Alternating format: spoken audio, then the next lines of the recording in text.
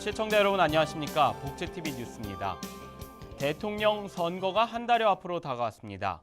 각 당 대선 후보별로 장애 등급제에 대한 폐지를 주요 공약으로 내세운 가운데 이 장애계가 이를 대비한 정책 마련에 나섰습니다. 이명아 기자입니다.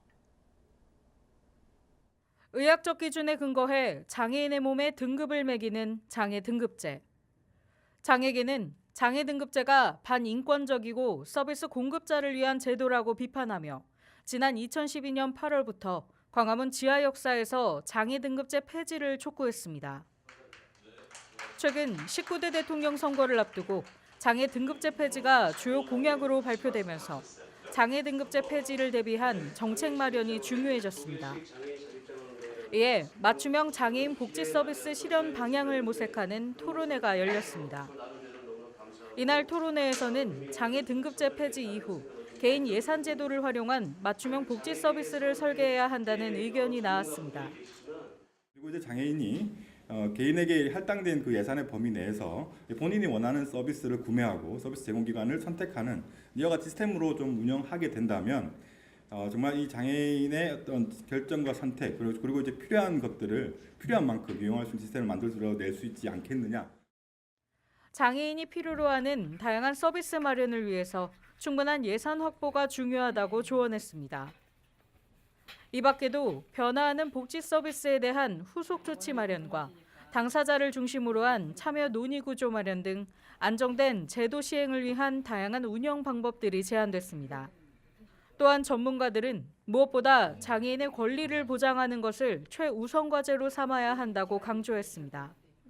장애 등급제 폐지는 우리가 시설에서 살아가는 삶이 아니라 지역사회에서 안전하고 정말 인간의 자존심을 가지면서 살아갈 수 있는 체계들을 우리는 마련했으면 좋겠습니다. 복지TV 뉴스 이명아입니다. 계속해서 대선과 관련한 소식 전해드리겠습니다. 이 사회복지계가 한국 사회의 불평등한 구조와 복지 사각지대 문제 해결을 위해 나섰습니다. 광화문에서 복지 국가를 위한 사회복지 총연대 회의가 출범했습니다. 박준성 기자입니다. 복지 국가를 위한 사회복지 총연대 회의가 3일 오전 강화문 광장에서 출범식을 열었습니다. 한국사회복지사협회, 한국사회복지관협회, 복지국가를 만드는 교수회 등이 모여 장미 대선을 앞두고 복지국가를 만들기 위해 연대할 것을 다짐했습니다. 이들은 한국 사회에 만연한 불평등, 양극화, 복지 사각지대 문제 등을 해결하기 위해 총연대 조직이 필요하다는 사회복지계의 공감에서 출발했습니다. 정부와 지자체는 예산 타령만 하고 있습니다.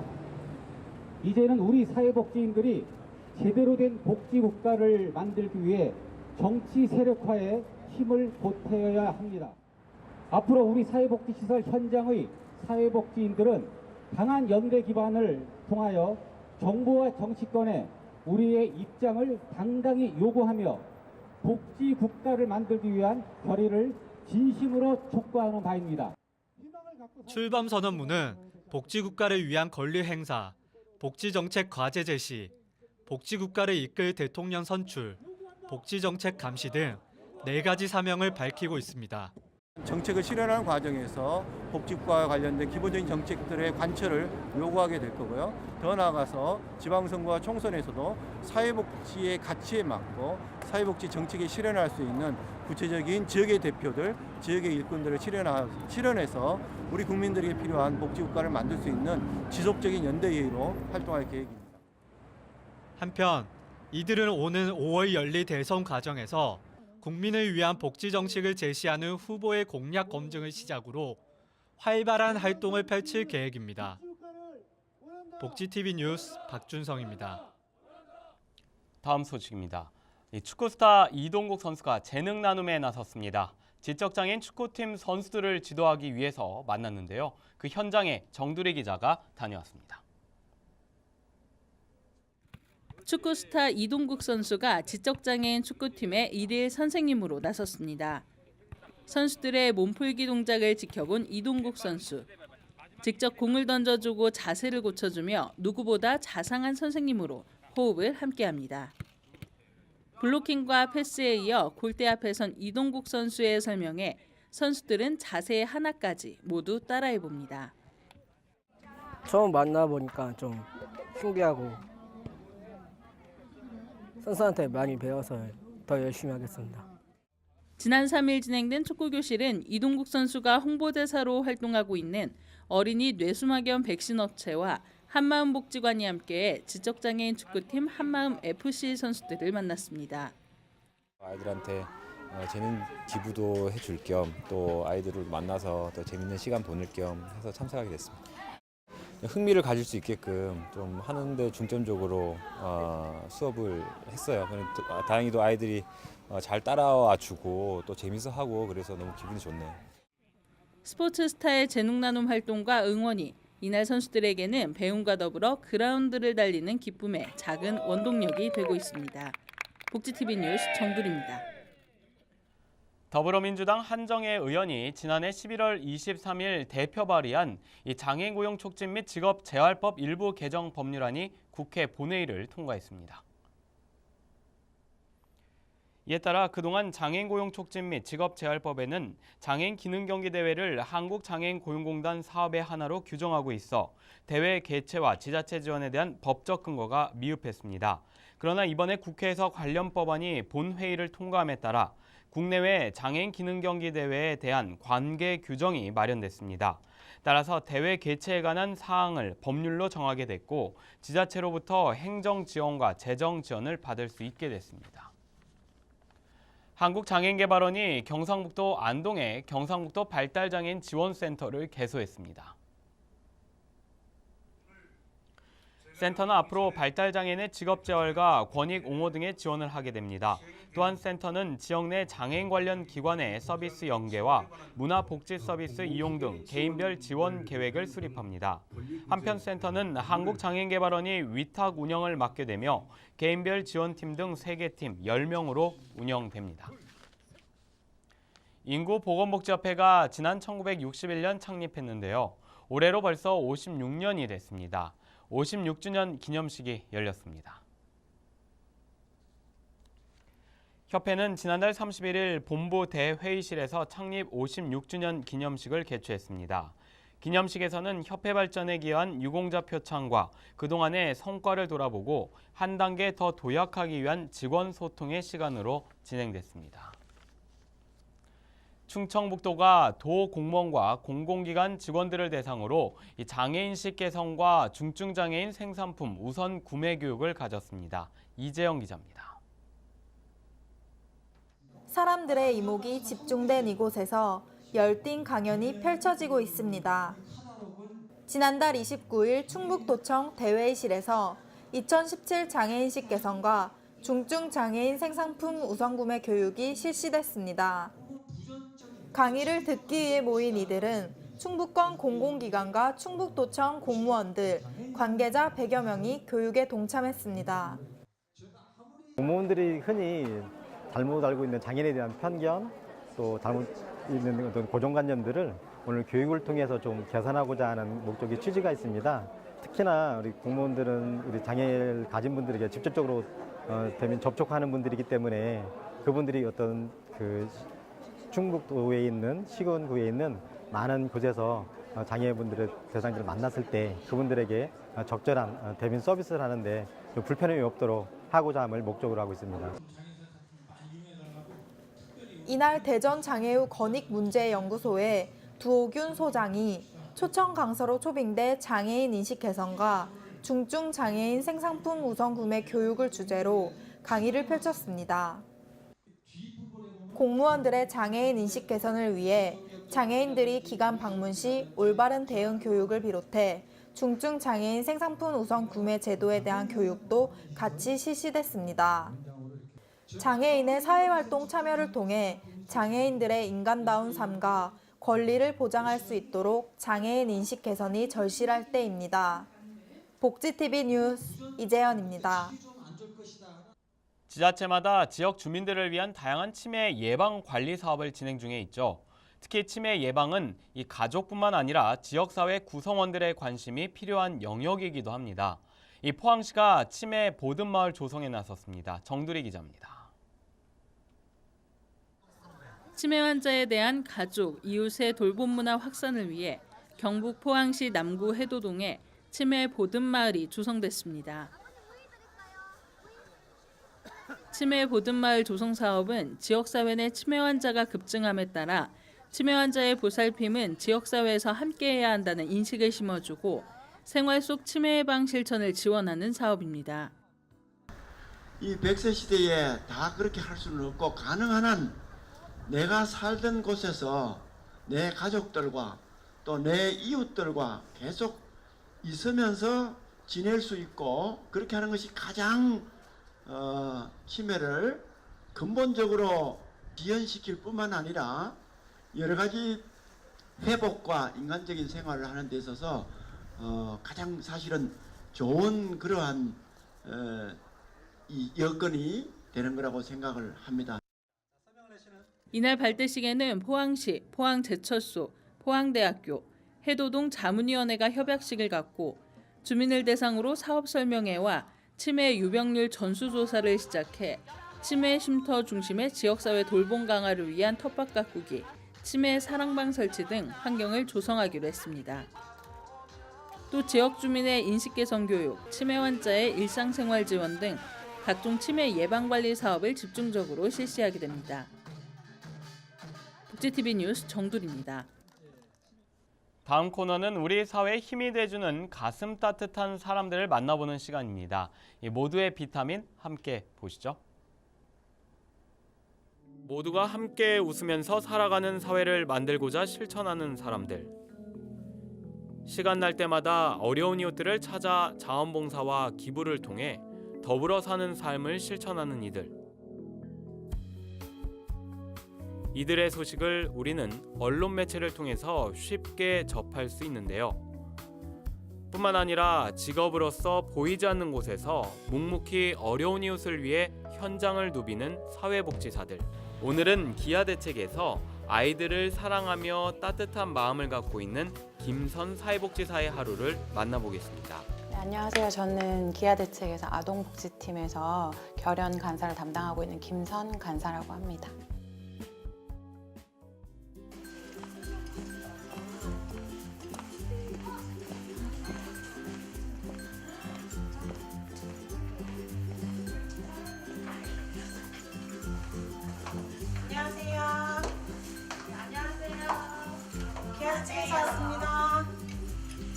저희 팀이 주로 하는 일은 이제 결연 사업인데요.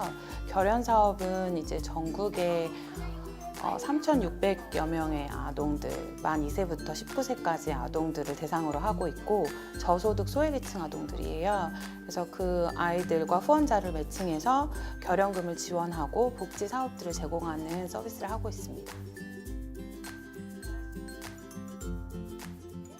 아이들은 아무리 중학생, 고등학생 사춘기를 지나도 이제 백지 같은 그런 면이 있거든요. 그래서 어떤 걸 그려줘도 그거를 실현할 수 있는 가능성이 있는 연령층이라고 생각을 해서 아동 청소년을 굉장히 좋아해요. 나무 같은 사람 되고 싶다 그런 생각하면서 살았거든요. 좀 힘들고 지칠 때, 뭔가 필요하다고 느꼈을 때, 그냥 쉬고 싶을 때 예전에 시골 마을 가면은 그 툇마루에 있는 그 나무 있잖아요. 그래서 그런 사람들이 와서 위로를 받고 좀 쉼을 얻고 그리고 뭐 배고플 때 와서 열매도 따먹을 수 있고 그리고 뭐 필요하면 가지도 꺾어줄 수 있는 그런 사람, 사회복지사가 되고 싶습니다. 성한사님 일이 많죠. 가장 중요한 거는 건강인 것 같아요. 아프지 마시고 오래오래 즐거운 사역했으면 좋겠습니다. 성한사님 화이팅! 사랑하는 김선 간사님, 오늘도 또 어려운 친구들을 위해서 하루를 또 헌신하며 또 열심히 달리고 계시는데요. 늘 항상 그 진심이 아동들에게 감동으로 전달되어지고 또 간사님을 통해서 우리 아동들이 많이 회복되어질 수 있었으면 좋겠습니다.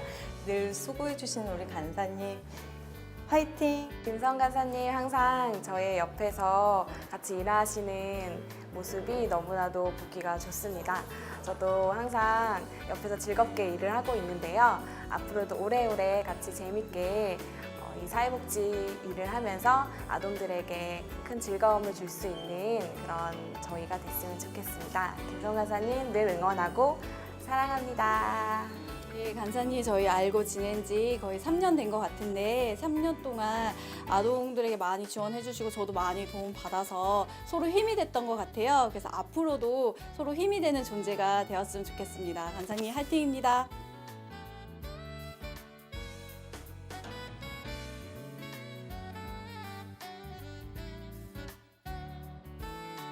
어려운 이웃에게 항상 손을 내밀어 함께 살아가는 사회를 만드는 사회복지사들. 그들을 복지TV가 항상 응원합니다.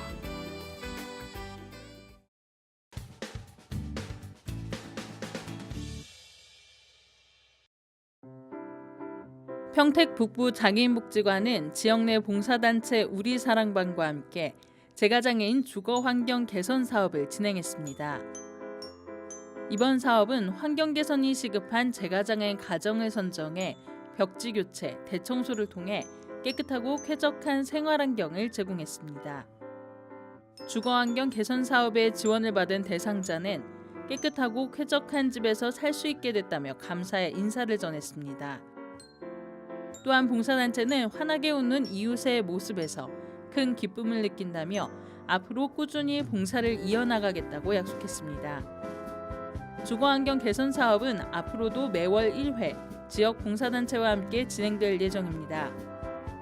자세한 사항은 평택 북부 장애인복지관 031-615-3981로 문의하면 됩니다. 늘푸른 나무복지관은 서울 강서구에 거주하는 지체장애인을 대상으로 사진 동아리 샬롬터를 운영하고 있습니다. 전문 강사와 함께 사진 출사를 포함해 사진전, 영화 관람 등 사진 촬영에 활력을 주는 다양한 외부 활동도 진행합니다. 샬롬터 동아리는 사진 촬영에 관심 있는 분들의 참여를 기다립니다. 자세한 사항은 늘푸른 나무복지관 지역복지부 02-3661-3209로 문의하면 됩니다. 제37회 장애인의 날을 앞두고 장애인의 사회 통합을 위한 우리 하나 되어 세상 밖으로 행사가 진행됩니다. 광명 장애인 종합복지관과 광명 중앙 라이온스 클럽이 공동 주관하고 광명시가 주최하는 대회는 오는 8일 장애인과 비장애인이 함께하는 걷기 대회와 문화축제가 펼쳐집니다. 광명시 장애인과 장애인 가족뿐 아니라 관심 있는 지역 주민 누구나 참여가 가능하고 1부 걷기 대회는 철산초등학교에서 시작하며 2부는 광명시민체육관에서 문화공연 등이 이어집니다. 자세한 사항은 광명장애인종합복지관 02-2616-3700으로 문의하면 됩니다.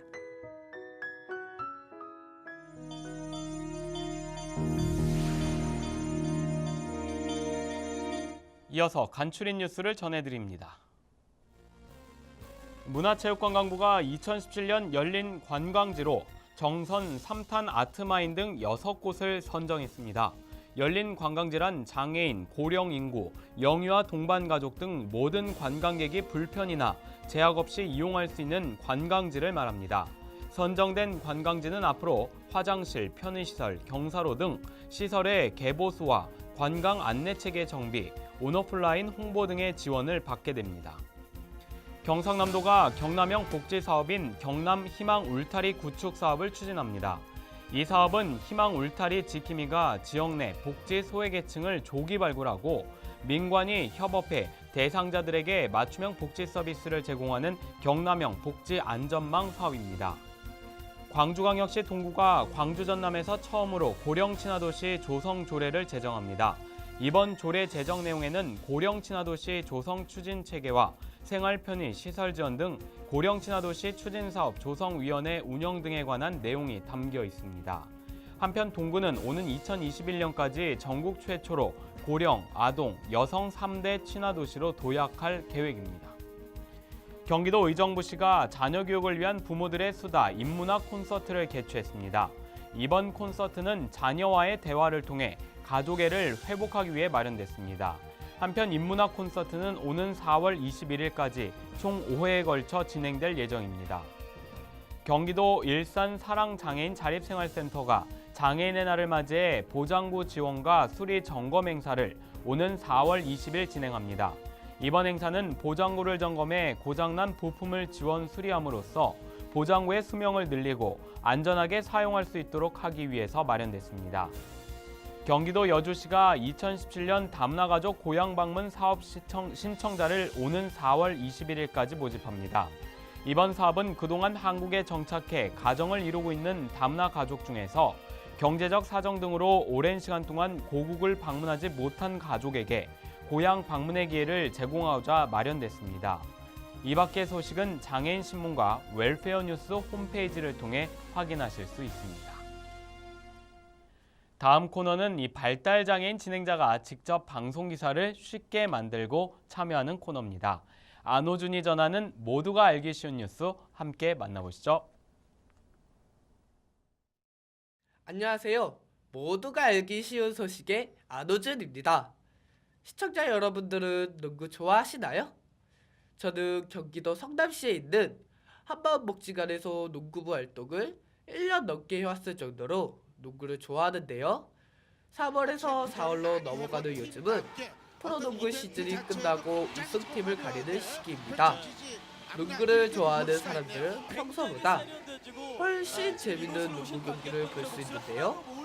이번 시간에는 농구 경기를 재밌게 즐기는 법에 대해서 알려드릴게요. 저도 이번 주말 제일 좋아하는 농구팀의 경기를 보기 위해서 울산까지 가서 경기를 직접 보고 왔는데요. 농구를 보기 위해 한 번도 가본 적이 없는 곳을 간다 생각하니 기분이 이상했어요. 들뜬 기분으로 농구장에 도착하니 기분이 정말 좋았습니다. 농구를 제대로 즐기려면 경기장에 직접 가서 보는 게 제일 좋더라고요. 그 중에서도 최고의 자리는 선수들이 대기하는 의자 바로 뒷자리입니다. 이곳에서는 농구 경기를 바로 앞에서 볼 수 있고 작전을 짜느라 집중하는 감독과 코치, 선수들의 모습도 바로 앞에서 볼 수 있거든요. 특히 덩크슛이라도 나오면 그 기분은 직접 본 사람들만 알 수 있어요. 그리고 농구 경기는 중간에 작전 타임이나 쉬는 시간이 많거든요. 그때마다 치어리더 누나들이 공연을 하거나 선물을 던져주는데 선수단 뒷자리는 누나들이 던져주는 선물을 받기에 제일 좋아요. 누나들이 경기장 맨 꼭대기에 있는 자리까지는 선물을 던져주지 못하니까요. 집에서 텔레비전으로 보는 것보다 직접 경기장에 가서 보면 좋은 점이 훨씬 많지만 제가 여기서 다 말해버리면 재미없을 수도 있어요. 농구장에 가서 경기를 보면 어떤 게 좋은지 시청자 여러분도 직접 느껴보는 거 어떠세요? 제19대 대통령 선거에 출마하는 대선 후보들이 장애 등급제에 대해서 다들 언급하고 있죠. 일단은 장애 등급제 폐지의 방향으로 공약을 내세우고는 있는데요. 이 약속은 당연히 지켜져야 합니다. 그러나 무엇보다 중요한 것은 표의 향방에 쫓기는 모습이 아닌 우리 사회 구성원 모두가 공감할 수 있는 정책 실현이어야 한다는 점입니다. 이 나눔과 배려를 실천하는 방송 복지TV 뉴스를 마칩니다. 시청해주신 여러분 고맙습니다.